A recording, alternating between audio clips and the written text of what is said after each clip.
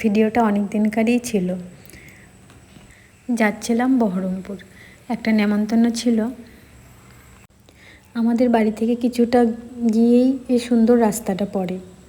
গঙ্গার ধারে বসতে কার না ভালো লাগে, আমারও ঠিক তাই।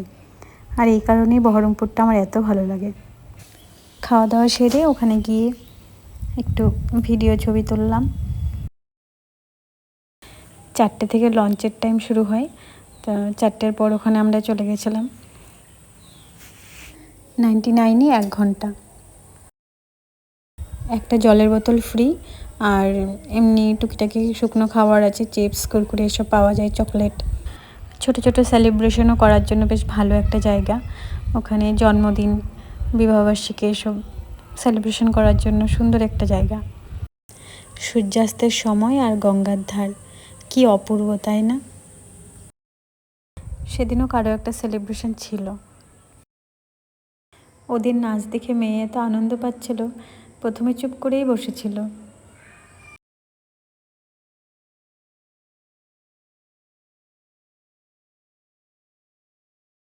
ওখান থেকে বেরিয়ে চলে এসেছিলাম রক্ষাকালীর মন্দির, পাশেই ছিল। সন্ধেবেলাটায় ওখানে অনেক রকমের খাবারের দোকান বসে, যেহেতু একটা পার্কও আছে পাশে। মোমো, পিঠে, চা তো আছেই। সেদিন প্রচণ্ড গরম ছিল, আইসক্রিম খেয়ে একটু পার্কেও বসেছিলাম।